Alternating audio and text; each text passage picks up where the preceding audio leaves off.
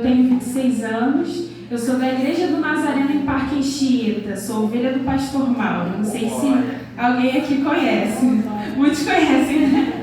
Eu sou de lá, já fazem 20 anos, graças a Deus. Eu sou formada em psicologia e eu passei um ano no campo missionário, para a honra e glória do nome do Senhor. Graças a Deus. Então, eu quero agradecer ao convite, à igreja que me chamou com muito carinho. Deus abençoe a vida de vocês, tá? E eu vou pedir para vocês abrirem a Bíblia em Levíticos 20. Quem tiver a sua Bíblia aí no celular ou de papel, abrir a sua Bíblia em Levíticos 20.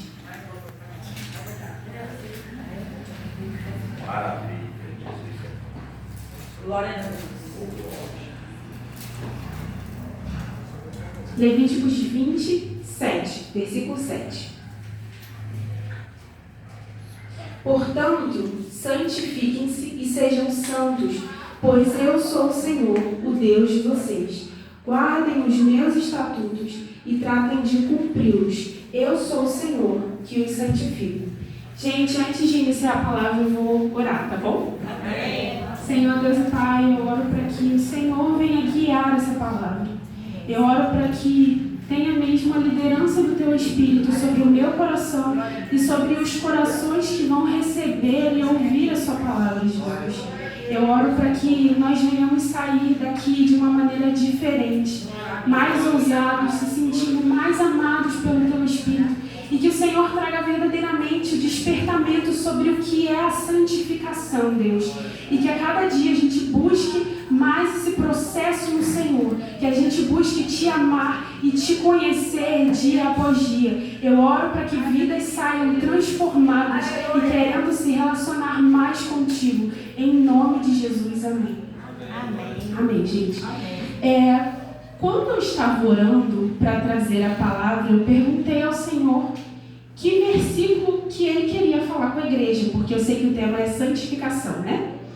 E eu orei ao Senhor e Ele me deu esse versículo de Levíticos 20. E eu perguntei ao Senhor o que Ele estava querendo ministrar a respeito disso.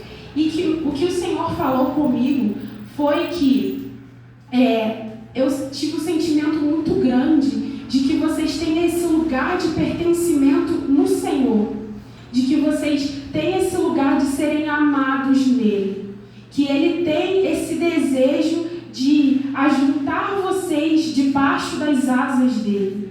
Então, eu olho para esse versículo e eu vejo o quanto o Senhor anseia que essa igreja cada vez mais se aproxime dele e ame a presença, de que não esteja dentro da igreja, não esteja no ministério por obrigação, mas realmente por amar o Senhor em primeiro lugar. Então eu tive muito esse sentimento de temor no meu coração quando eu estava orando a respeito da juventude e dos adolescentes aqui na igreja. Mas eu creio que isso também se estende para toda a igreja, né? E quando eu estava orando também, me veio aquele versículo que fala a respeito de nós sermos sacerdócio santo, geração eleita, exclusiva.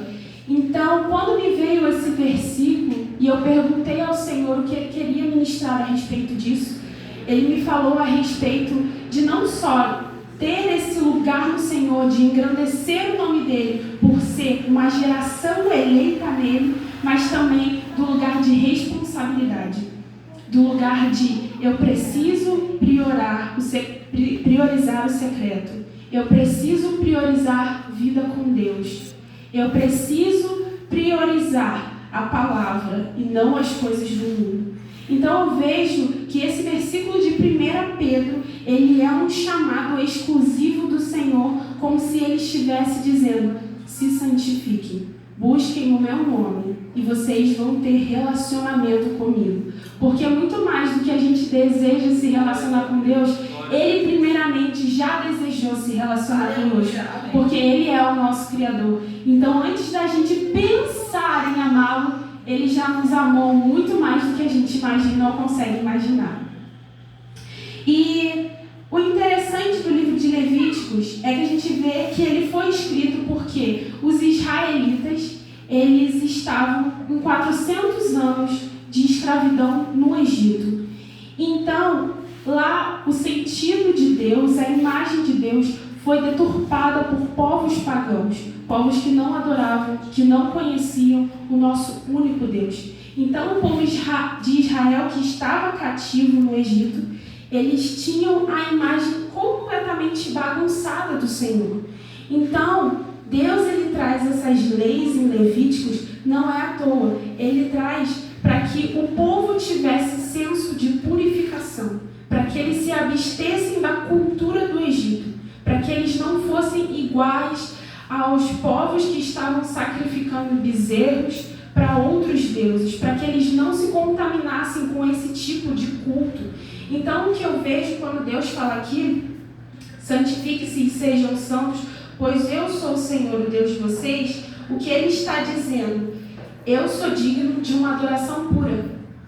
Eu sou santo. Então, para se relacionar comigo, vocês também precisam buscar essa santidade, porque esse caráter de santidade ele está em mim. Então, quando você me busca, eu te dou esse caráter de santidade. Porque nós sozinhos, a gente não consegue produzir santidade. O homem sem o Espírito Santo, o homem sem Deus no mundo, ele não consegue viver uma vida de retidão. Ele não consegue viver situações, às vezes, de discussão sem se estressar, sem se irar. Ele não consegue, muitas das vezes, estar numa situação, às vezes, de discórdia e ter um espírito de calmaria. Não, quem faz isso é o Espírito. Então, se nós não tivermos o Espírito Santo de Deus para ser o nosso auxílio, a gente não consegue viver uma vida santificada. Então, o que ele estava dizendo para esse povo era: Israel, eu sou o seu pai. Israel, eu sou o seu Deus. Eu estou me apresentando a você. Então, se aproximem de mim e eu vou me aproximar de vocês. Amém? E aí, eu queria fazer uma pergunta. E eu gosto de passear no meio do povo, tá, gente? Eu sou do povão. E aí eu queria perguntar para alguns de vocês, porque vocês têm cara de serem inteligentes. Perguntar para alguns de vocês o que vocês pensam ou o que vocês têm formulado que seja a santidade. O que é a santidade para vocês? A santidade é o Senhor. Vou começar por aqui. O que você acha, Graziele? Separação. Qual o seu nome? O que você acha que pode ser santidade? Pode ser uma palavra. Não? Você, seu nome. O que você acha que pode ser santidade? Adoração. Adoração. Bem, deixa eu escolher outra pessoa aqui, deixa eu ver. Qual que é o seu nome? Ana Clara. E o que você acha que pode ser santificação ou santidade?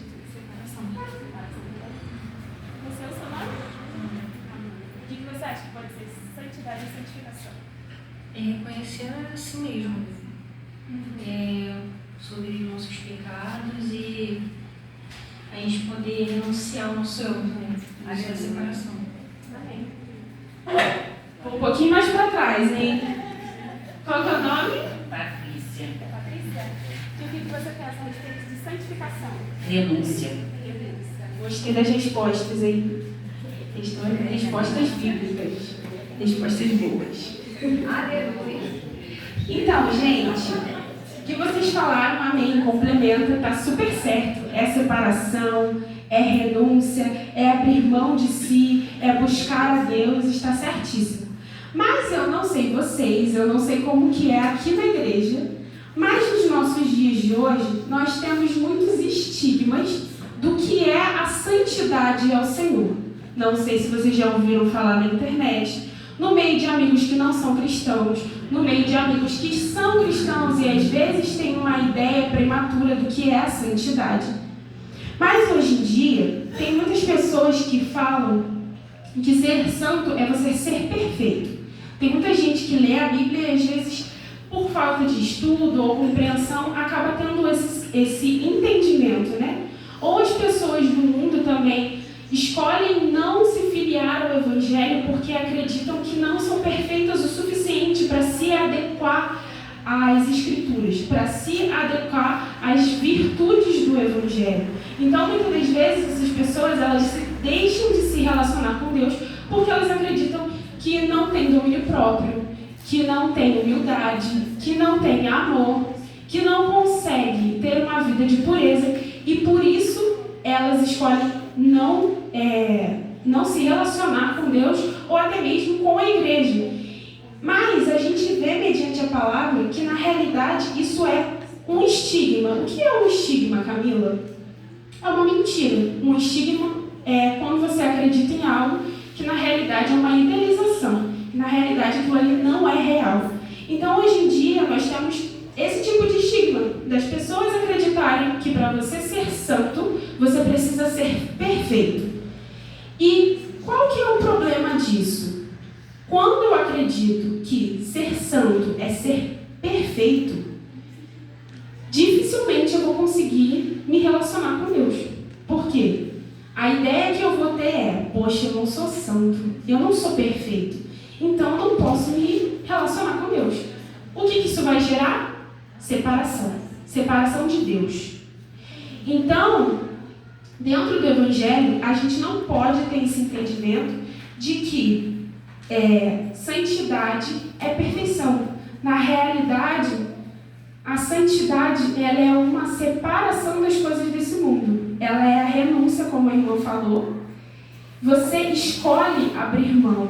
Mas como que a gente faz isso? Mediante o Espírito. Ele nos capacita para que a gente abra mão das coisas. A gente não faz sozinho, porque sozinho a gente não consegue. Se não for pelo fruto do Espírito, a gente só vive na carne.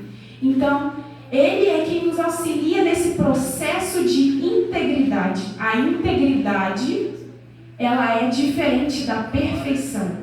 Como psicóloga, eu posso dizer para vocês que padrão de perfeição ele não existe. Porque nenhum de nós somos dignos, por exemplo, da morte do nosso Senhor Jesus Cristo. Nenhum de nós somos dignos de viver uma vida eterna. Nós recebemos isso por causa da misericórdia dele. Nós recebemos isso porque ele escolheu se entregar na cruz.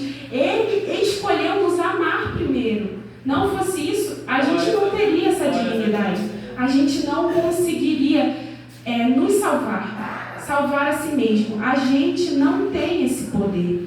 Então, na realidade, o que a gente precisa buscar no Evangelho é uma melhora a cada dia. Integridade é diferente de perfeição. Então, se a gente busca o Senhor integralmente, todo dia, Ele vai nos santificar. E esse versículo ele fala sobre isso. Santifiquem-se e sejam santos, pois eu sou o Senhor. Se vocês se santificarem, vocês vão ser santos. Se vocês lerem a Bíblia e colocarem os valores bíblicos em prática, vocês estarão vivendo uma vida de santidade. Um outro estigma também que a gente vê nos nossos dias de hoje acerca da santidade é que muitas pessoas acreditam que é impossível ser santo. Que não, Camila, não dá para viver uma vida de pureza. Não dá para não ouvir música do mundo.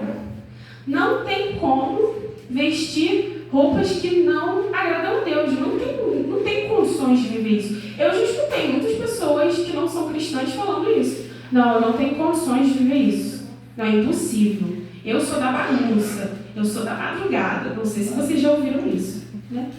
Tem muitas pessoas que têm essa crença. Mas por quê? Não conhecem o Evangelho por inteiro. Elas conhecem parcialmente. Muitas das vezes elas conhecem a parte do Deus irado. Elas conhecem a justiça. Mas sabe o que falta conhecimento acerca da santidade? O perdão. Muitos deles não conhecem o perdão do Senhor. E aí, por isso, eles têm a crença de que eles não conseguem viver as suas limitações acerca do mundo e só vivem estagnados nessa vida. Então, a gente precisa pregar a palavra e demonstrar com o nosso exemplo, com o nosso caráter, que é possível ser santo mediante a palavra. Porque o Senhor, Ele capacita as pessoas a saírem das drogas, da vida de bebedeira, sair de bares, sair de prostíbulos, porque o Senhor é quem faz o avivamento. O Senhor é quem faz a transformação. Então, se com a nossa vida, com a nossa família, com a nossa boca, a gente declarar essa verdade, esse estigma, ele é substituído pela verdade do amor de Deus, pela verdade da santidade, pela verdade da pureza. Então, nós precisamos ter isso claro na nossa mente, sobre esses estigmas, e rebatê-los com a verdade. Um exemplo bíblico que a gente pode ver isso é lá em Salmos 51. E aí eu convido vocês a abrir lá em Salmos 51.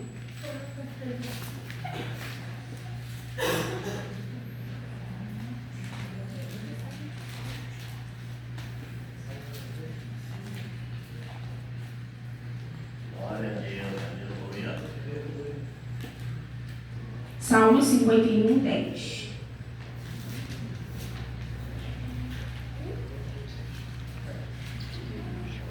Amém?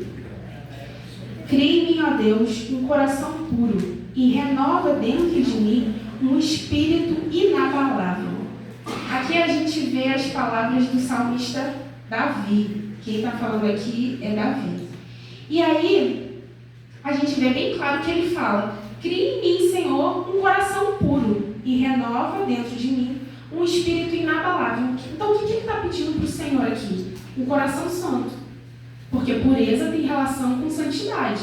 Então, a gente vê aqui que Davi está pedindo ao Senhor um coração puro. Mas ele não está pedindo um coração perfeito.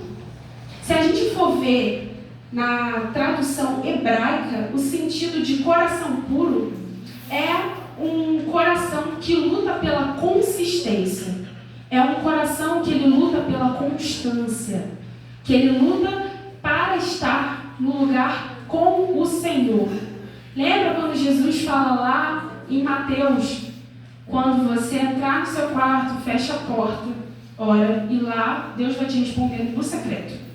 É sobre esse lugar que Davi queria estar. É claro que aqui Mateus não tinha sido escrito ainda, mas um texto tem muita relação com o outro. Porque se a gente for ler o livro de Salmos, a gente vai ver que a todo tempo Davi exalta o lugar da habitação da presença de Deus. Ele exalta o trono de Deus. Ele exalta esse lugar que muitas vezes ele fala em Salmos, né, de delícias. Esse lugar de se deleitar no Senhor, esse lugar de alegria, esse lugar de prazer. E às vezes falta busca de santidade, porque a gente tem um entendimento de que santidade é uma coisa chata, uma coisa que eu não consigo entender, ou uma coisa como se fosse um entendimento quadrado. Mas não, a santidade é esse lugar de alegria que o salmista Davi vai descrever, que para ele é um lugar de se deleitar, como os pastos verdejantes. Quando o salmista fala sobre os pastos verdejantes e que nada me faltará, é porque ele estava falando da presença. Ele não estava falando sobre bens materiais. Ele não estava falando daquilo que você pode possuir ou apalpar com as suas mãos. Não. Ele estava falando sobre a vida eterna. Ele estava se deleitando no tabernáculo. O que é o tabernáculo, Camila? É a imagem da presença. E no Antigo Testamento a gente vai ver muito essa imagem do tabernáculo. Por que o povo de Israel reverenciava tanto, tinha tanto temor, tinha tanto respeito pela imagem do tabernáculo? Porque ela era a representação da presença de Deus. Amém. Glória a Deus. Então, no Novo Testamento, onde que a gente vai ver essa imagem do tabernáculo? É o nosso coração. Nos profetas menores a gente vai ver Deus anunciando uma nova estação. Deus falando assim: agora o tabernáculo vai ser o coração de vocês. Agora a habitação da presença vai ser dentro, ela não vai ser mais externa. Ela não vai ser só para alguns, como sacerdotes ou sumos sacerdotes, ou só para a família de Levi, não. Ela vai ser para todos, porque Jesus veio para todos. Jesus é quem vem anunciando a salvação. Jesus é quem vem anunciando a santidade, não só para um povo específico, mas para todos. Então Jesus, ele nos faz esse convite de atração. Ele faz esse convite de nós vivermos uma vida de pureza. E é isso que o salmista Davi está declarando aqui. Jesus, cria um coração puro em mim e renova dentro de mim um espírito inabalável. Então a gente pode ver nesse clamor que ele está falando para que o coração dele não esteja dividido e nem contaminado. Porque às vezes, eu digo por mim mesma, muitas das vezes eu acreditei que eu estava vivendo uma vida de santidade íntegra, mas aí Deus ia e me rebatia e falava: você está com o coração dividido. Você não pode ter o coração dividido. Ou você duvida, ou você crê. Ou você tem fé, ou você não tem. Então aquela palavra ela trazia vida para mim. Porque eu falava: realmente, Senhor, eu preciso ter o coração inteiro. Se o Senhor falou que vai fazer, então o Senhor vai cumprir. E eu preciso acreditar, mas também me mover nessa realidade. Porque a fé, ela também exige ação. Porque muitas das vezes a gente vai ver isso em Eclesiastes, em alguns livros poéticos também. Que quando você acredita, você precisa se mover sobre aquilo. Gente, eu passei algum tempo, no campo missionário, eu passei 1 ano. E muitas das vezes no campo missionário a nossa fé era provada. E às vezes eu precisava pagar a mensalidade do local onde eu estava, eu precisava de alimentação, mas eu não tinha evidência nenhuma de que eu teria aquilo. Teve um dia que eu e mais uma equipe que estava comigo, a gente foi para a Argentina e o nosso dinheiro tinha acabado, a nossa alimentação também tinha acabado. E nós não começamos a reclamar como o povo fez no deserto. A gente não começou a chorar, a ficar desesperado. A gente se sentou à mesa, a gente orou e a gente falou: Senhor, nós confiamos em Ti. A provisão vem do Deus eterno. E é nesse Pai que nós confiamos e te agradecemos. Nós jantamos a última refeição que nós tínhamos. É claro que por dentro dá aquela aflição, eu não posso mentir, né?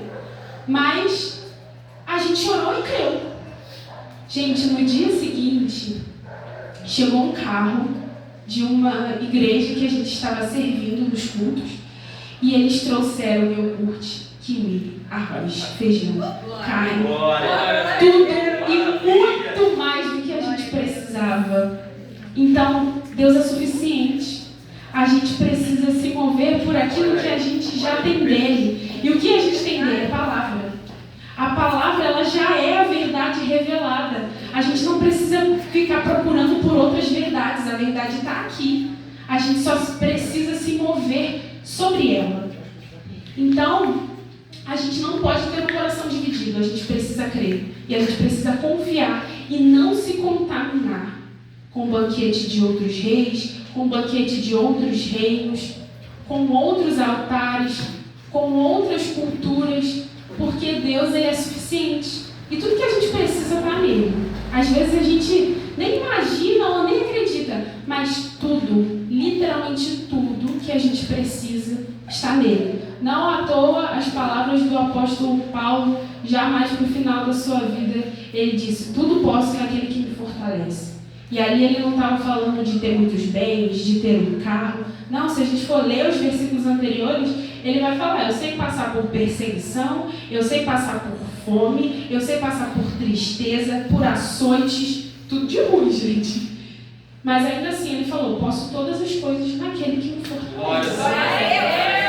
Senhor, ele é suficiente. Então a gente tem que crer e manter os olhos fixos nisso. Tem um salmo que eu gosto muito, que se eu não me engano, é o Salmo 33, que ele fala: os que olham para ti estão radiantes e não tem falta de nada. Você já viu aquela pessoa que você olha para ela e você fala assim: caraca, ela é alegre até na tribulação. Ela é alegre até quando, não sei, está passando por alguma dificuldade, por alguma doença, por alguma aflição, mas ela está alegre. O rosto dela não denuncia o que ela está passando nem um pouco. E às vezes tu vai parar para conversar com a pessoa e tu fica assim: meu Deus, ela está passando por tudo isso. Mas ela está feliz, ela está alegre. Por quê? Ela tem certeza daquilo que ela está esperando, ela tem certeza da eternidade. Então, o lugar da santificação, ele tem que ter esse cheiro para nós. Ele tem que ter esse sentido de vida para nós. A santificação, ele é um lugar de vida. É onde o Senhor gera vida em nós. É onde Ele nos transforma. É onde Ele mostra os passos dele na nossa vida, na nossa família. Amém? Amém. E eu também queria pegar o exemplo do profeta Isaías. Então, convido vocês a abrirem a Bíblia lá em Isaías 6.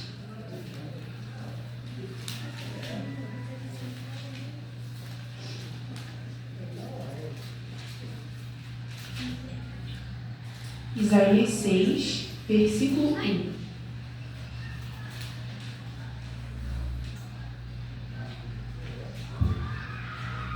Vamos ler até o 7, tá? No ano da morte do rei Uzias, eu vi o Senhor assentado sobre um alto e sublime trono, e as abas de suas vestes enchiam o templo. Serafins estavam por cima dele. Cada um tinha 6 asas, com 2 cobriam o rosto, com 2 cobriam os pés, e com 2 voavam. E clamavam uns para os outros, dizendo: Santo, Santo é o Senhor dos exércitos, toda a terra está cheia da sua glória. Os umbrais das portas se moveram com a voz do que clamava, e o templo se encheu de fumaça. Então eu disse: ai de mim, estou perdido, porque eu sou homem de lábios impuros e habito no meio de um povo de lábios impuros.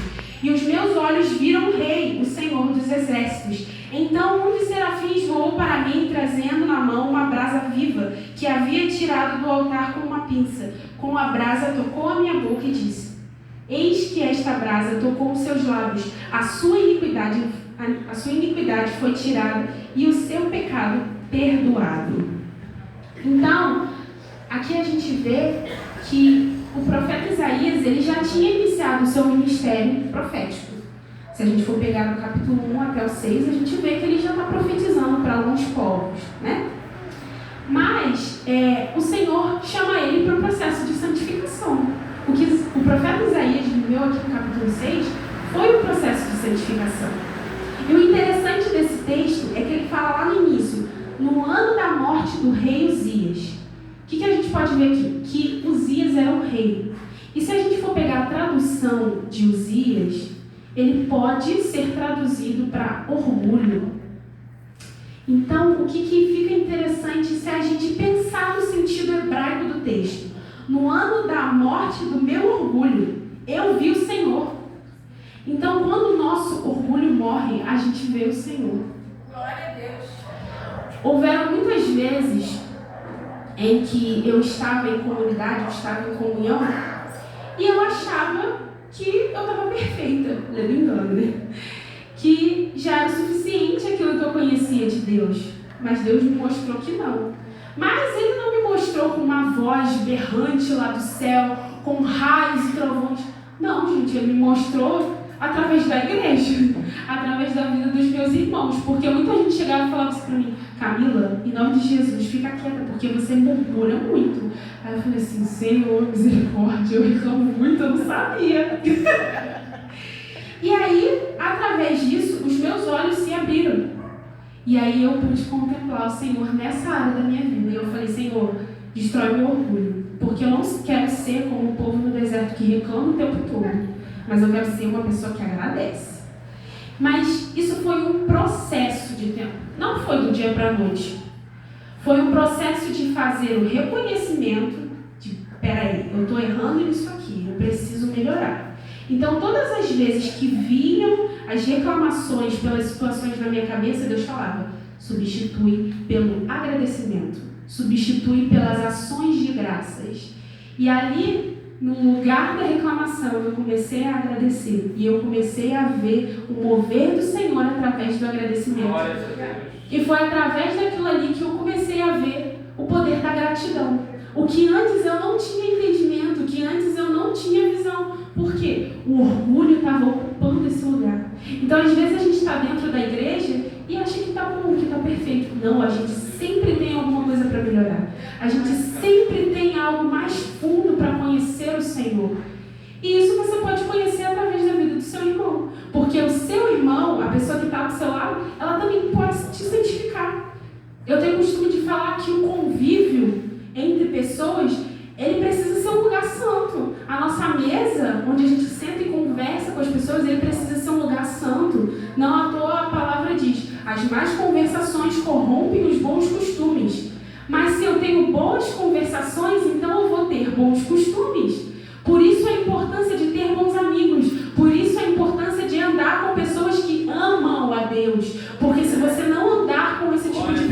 Senhor. Se você não conviver com esse tipo de pessoa, aquilo de Deus que existe dentro de você vai ser destruído.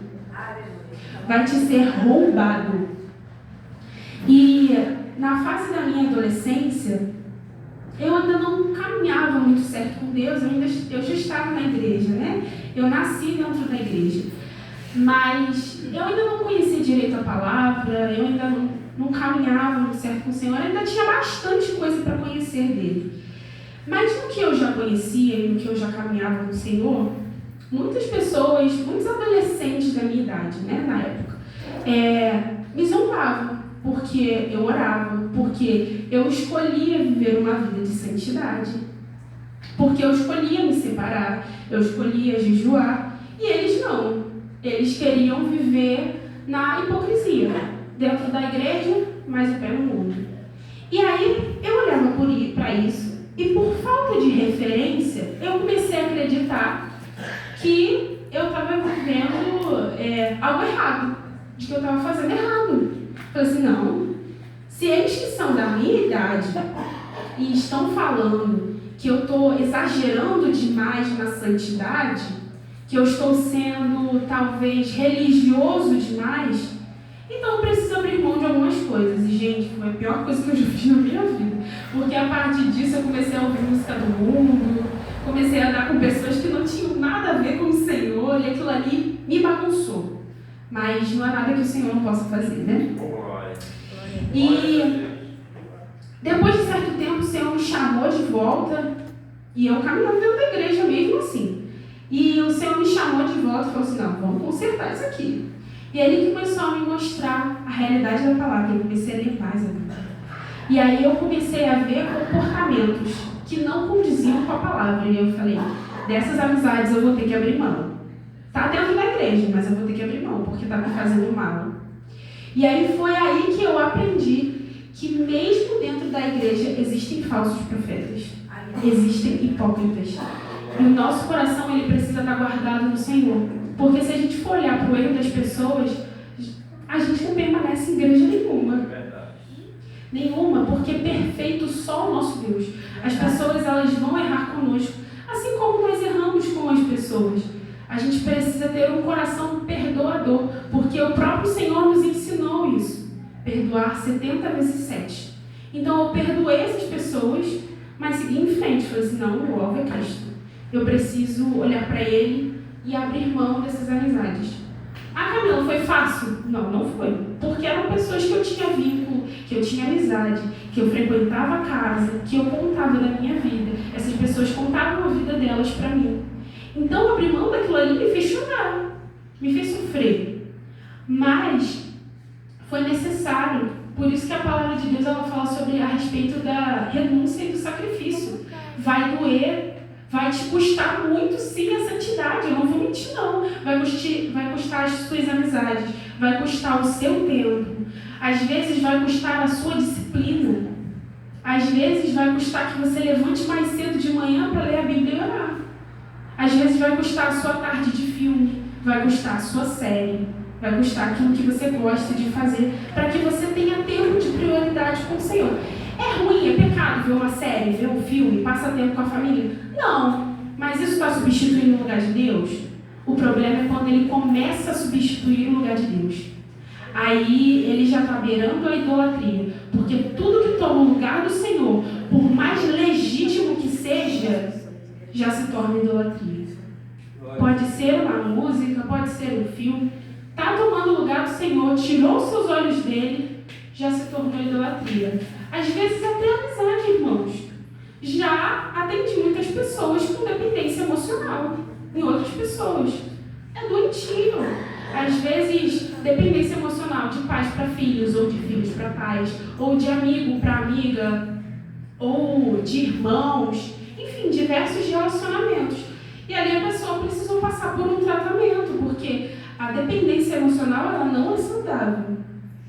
Né? Nós temos que depender uns dos outros para funcionar bem como equipe e comunidade. Aí sim, somos irmãos uns dos outros em Cristo. Amém.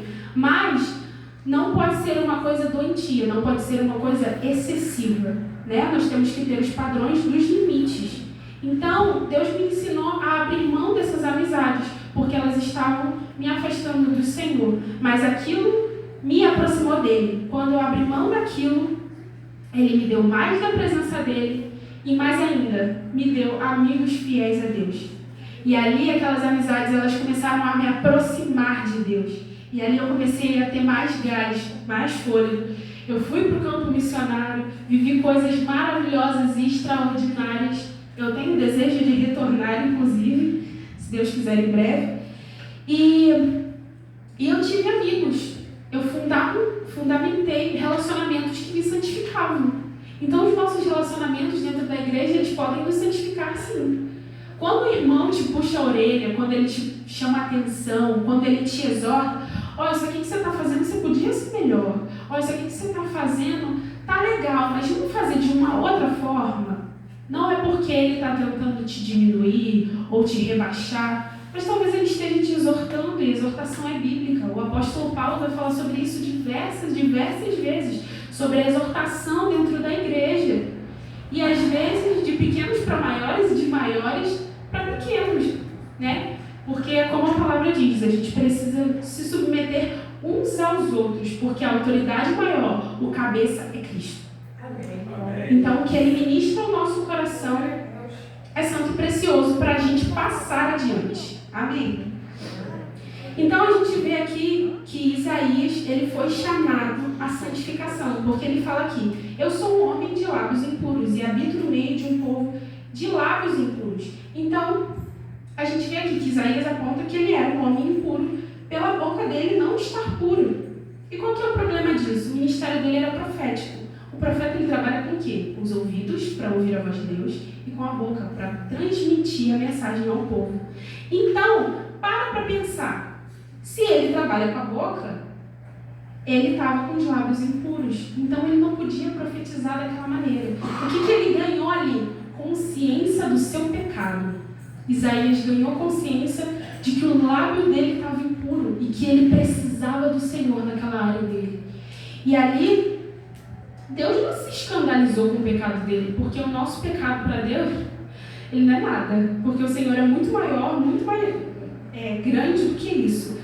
Então, veio um serafim para Isaías e purificou os lábios dele. E aí a gente vê que o serafim purificou os lábios de Isaías com a brasa. E que isso aponta para nós? Que o processo de santificação, ele não é fácil, ele é doloroso. Porque ele é como fogo. E o fogo, ele purifica. Quando uma joia ela vai ser purificada, ela precisa passar pelo processo do fogo. Quando um vaso ele vai ser usado para utensílios de casa ou para guardar óleo, naquela época dos tempos bíblicos, ele precisava passar pelo processo do fogo para estar purificado. Então, às vezes a gente quer ser usado, às vezes a gente quer estar em ministério, mas será que o nosso caráter, a nossa vida, ela está condizendo com o que a gente quer viver? Será que ela está condizendo com o nosso ministério? Porque se eu profetizo com os meus lábios, eu não posso falar a palavra torpe. Eu não posso usar minha boca para ofender o outro. Seja no trânsito, seja em casa, seja com a minha família. O apóstolo Paulo ele vai apontar isso nas suas palavras. Que os presbíteros precisavam respeitar e amar as mulheres dele. E as mulheres precisavam ser submissas a Deus e aos presbíteros. E os filhos submissos aos pais. Por quê? A primeira submissão é a Deus. Então, se todo mundo estiver no seu lugar e se submeter a Deus, a casa funciona. A igreja funciona. Se estivermos purificados nas áreas que nós temos tentação ou debilidade, a igreja flui como águas que saem do trono de Deus. Porque ali tem liberdade para o Espírito Santo fluir. Tem liberdade para ele habitar. Então, não há pecado que seja grande para o Senhor. Ele vem com o seu fogo. Por mais que ardido seja, por mais que difícil seja, e nos purifica. Mas aquela fase ele passa, gente. E a partir da purificação, a gente vive coisas lindas e incríveis. A gente vai ver nos próximos capítulos que Isaías vive coisas lindas e profundas com Deus. A partir dessa purificação, a partir dessa limpeza que Ele escolheu viver. A santidade, ela também é uma escolha. A gente precisa escolher ter uma vida de disciplina e de santidade com Deus. E o ponto em comum que eu vejo entre todos esses textos é que todos eles se achegam a Deus para ter a vida de pureza. Tanto Davi, quanto Isaías, quanto o povo de Israel, descrito lá em Levíticos. Então, o que nós precisamos entender? Que nós não conseguimos nos purificar sozinhos. Ai, Camila, eu me sinto pecadora ou pecador, eu me sinto sujo. Você chega a Deus e Ele te purifica. Confesse o seu pecado em oração. A Bíblia diz que Jesus é poderoso para nos perdoar. Ele se compara com um advogado fiel. Você sabe o que é o advogado fiel? Um advogado que não perde uma causa, que não perde um juízo, ele não perde nada, porque Ele é o Criador do mundo. Então, se a gente se achegar a Deus e se arrepender dos nossos erros e dos nossos pecados, Ele é poderoso para nos perdoar. Assim como Ele perdoou a Davi dos seus erros, dos seus pecados. Assim como Ele perdoou Isaías. Assim como Ele perdoou o povo de Israel, mesmo eles sendo teimosos. Por quê? Por que eles passaram tanto tempo no deserto? Porque eles foram teimosos. Deus falava com ele, obedece, e eles iam para a esquerda. Obedece, e eles iam para a frente. Mas nunca iam para o caminho que Deus ordenava para que eles fossem. E eu vejo muita gente julgando Israel, falando assim, não, eles são teimosos, eles são rebeldes, eles são terríveis. Mas, irmãos, eu não acho que está muito diferente da igreja brasileira dos nossos dias de hoje, não. Eu não acho, não. Eu não sei se só na minha igreja, entendeu? Mas tá difícil em toda a igreja, sabe? A gente julga muito o povo de Israel, mas se a gente for ver o nosso caráter sem Deus, ele é igualzinho. Ele é idêntico. Então, a gente precisa se chegar com humildade diante de Deus e confessar, não, Senhor, eu sou pior do que Israel. Pelo amor de Deus, me perdoa e me salva. Senhor. Papai. Porque não há nada que Ele possa fazer, que Ele não possa fazer. Então, para sermos santificados, a gente precisa se achegar a Deus. E nesse lugar a gente vai conhecer Ele, porque é contemplando a glória dEle que nós somos purificados. O que Isaías viu aqui foi o trono do Senhor. Foi o trono de Deus e os anjos cantando quanto Ele é santo, quanto Ele é separado das coisas do mundo. Então, a gente às vezes acha que para ver a glória de Deus, primeiro a gente tem que ser perfeito. Não, irmãos, isso é um estigma. Na realidade, é quando a gente vê a glória, quando a gente pede para ver a glória dele, que nós somos transformados. Sabe como Deus me encontrou? Mesmo perdida dentro da igreja, através de um sonho. Desde criança eu sempre tive muita questão com o sonho. Quando Deus queria falar alguma coisa, me apontar algum erro ou melhorar em algo, eu sempre sonhava. E sonho até hoje. E aí, teve um tempo em que eu estava muito perdida dentro da igreja, quem eu era, na minha identidade, o que eu devia fazer ou não. E o Senhor se apresentou para mim em sonho. E nesse sonho, eu estava perdida numa praça, sem direção. E eu era moradora de rua. E aí, todo mundo me rejeitava, ninguém queria me ouvir. E naquele sonho eu ficava muito triste, né? Então eu encontrei uma vila. Nessa vila tinha uma casa muito grande. E aí, quando eu olhei para essa casa muito grande, saiu um homem à porta dessa casa. E aí ele falou assim, oi, tudo bem? Você está procurando algum lugar? Aqui tem lugar para você. E aí ele me falava, as minhas moradas são grandes. E aí quando eu olhei para mim, eu estava transformada. Eu não estava mais com trapos, eu estava bem vestida. E aí o sonho acabou. E quando eu acordei, na hora me veio João 14, que fala sobre as moradas celestiais. E ali eu entendi o plano maior que Deus tinha para mim. Ali a minha rota, o meu GPS, ele se consertou. Eu falei assim, opa, meu norte é Cristo. Agora eu entendi. Então, a gente acha que a gente precisa estar perfeito para buscar o Senhor. A gente não precisa.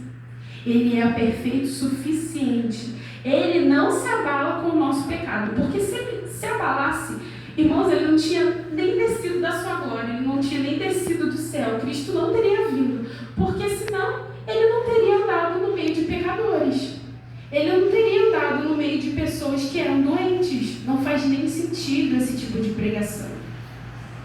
Deus é santo e inabalável. Ele não se abala com o nosso erro. Quando a gente tem crise de fé, quando a gente erra, sabe como Deus está? Pleno. Ele permanece o mesmo. Às vezes a gente que está arrancando os cabelos, se desesperando. Às vezes eu estou em situações assim, eu olho, paro, penso em Deus e Ele fala assim, nada me abalou. Você está se abalando aí sozinha.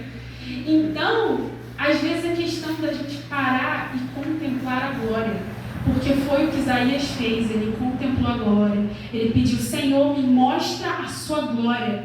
Não é à toa que muitas pessoas em crônicas ou outros israelitas citados no Velho Testamento pedem para ver a glória de Deus. Porque é a glória dele quem nos santifica. Depois que você tem contato com a realidade do céu, depois que você tem contato com a sala do trono, irmãos, você não é mais o mesmo. Não tem como você contemplar a Deus e conhecê-lo e continuar sendo o mesmo. A glória, ela te muda. A glória, ela te transforma.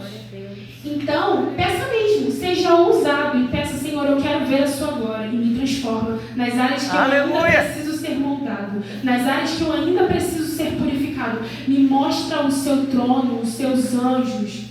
Me mostra a sala do trono porque eu quero ver, eu quero subir, eu quero sonhar, eu quero ter impressões, não sei. Mas me mostra quem o Senhor é, porque eu quero ter relacionamento contigo. E eu tenho certeza que o Senhor vai se revelar para você. Porque Ele te ama. O Senhor nos ama muito mais do que a gente consegue mensurar. Então, com certeza, Ele vai querer se relacionar conosco. Glórias a Deus. Houveram muitos anos em que eu tive estigmas a respeito de santidade. Mas, depois do campo missionário, esses estigmas saíram e foram substituídos pela verdade. Porque no campo missionário a gente é convidado a renunciar muito mais, a se sacrificar muito mais. Então, você enxerga o Evangelho de uma maneira mais humilde. Você enxerga o Evangelho de maneira com mais compaixão das pessoas. Você enxerga um amor mais palpável. Você enxerga uma provisão mais palpável. Porque no campo missionário, às vezes, a gente vai passar, sim, algumas necessidades. E se a gente não estiver firmado com o Senhor, se a gente não orar pedindo pela provisão dele, a gente vai passar por necessidade mesmo. A gente estando no campo missionário, a gente precisa ser completamente e totalmente dependente do Senhor. Quem está fora do campo missionário também precisa ser. Mas aqui fora a gente tem o nosso salário, a gente tem o nosso dinheiro. Então, de certa forma, a gente ainda consegue depender do dinheiro. No campo missionário, não. Se você não tiver o Senhor, vai ser complicado. Mas, quando eu fui para o campo, os meus olhos se abriram para muitas coisas. E aí, foi aí que eu entendi a respeito de sacerdócio. Aí que eu entendi a respeito de mordomia e serviço. Porque eu achava que mordomia e sacerdócio era só dentro da igreja. Mas depois eu entendi que sacerdócio e mordomia é sobre toda uma vida. É sobre como você administra a sua casa, é sobre como você limpa e organiza, é sobre como você trata os seus amigos, os seus pais, é como você cuida do seu caráter, é como você cuida das suas finanças, é como você cuida da sua alimentação. Tudo isso é sobre sacerdócio. Tudo isso é sobre serviço. Quando o Senhor nos chama a sermos santos, Ele está falando disso. Ele não está falando só do seu caráter, de você ser justo, de você ser íntegro, de você pagar o bem. Não, Ele não está falando só disso, sobre generosidade, que são princípios bíblicos. Não, Ele está falando sobre você administrar bem a sua casa, os seus dias, a sua rotina. De você acordar cedo e batalhar por aquilo que Ele te deu. Eu vejo que na igreja brasileira isso está muito perdido, porque no Antigo Testamento as pessoas elas levavam o melhor das suas colheitas. o melhor das suas primícias a Deus. E hoje é triste ver que muitas pessoas levam o resto. A Bíblia diz que a viúva pobre, ela levou não aquilo que sobrava, mas tudo que ela tinha. Ah, ela tinha uma certa herança guardada. Não, ela levou tudo que ela tinha. Isso é confiança 100% e total no Senhor. Então, a gente, como igreja brasileira, a gente precisa disso. A gente precisa dessa confiança. A gente precisa dessa entrega e desse sacerdócio completo. Os nossos olhos precisam se abrir como igreja para esse lugar de sacerdócio. Porque nós não estamos servindo a qualquer pessoa. Nós estamos servindo a Deus. E não é porque Ele é invisível aos nossos olhos que nós devemos faltar com temor. A gente precisa ter respeito. Temor é respeito. A gente precisa ter temor do Senhor como igreja brasileira. E por fim, eu quero finalizar a palavra lá em Hebreus 12, que é o tema dessa noite. Vocês podem ir comigo? Lá em Hebreus 12.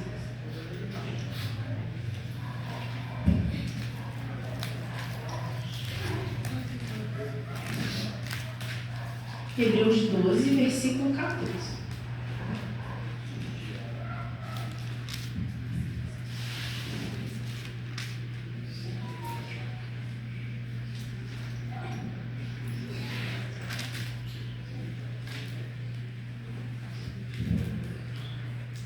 Procurem viver em paz com todos e busquem a santificação, sem a qual ninguém verá o Senhor. Às vezes, por um entendimento prematuro, por não ler o texto por completo, a gente olha esse texto e fala assim, poxa, eu não tenho como ver o Senhor porque eu não sou santo. Mas não é sobre isso que o autor de Hebreus está tratando. Em Hebreus 12, o autor está tratando com uma comunidade de hebreus.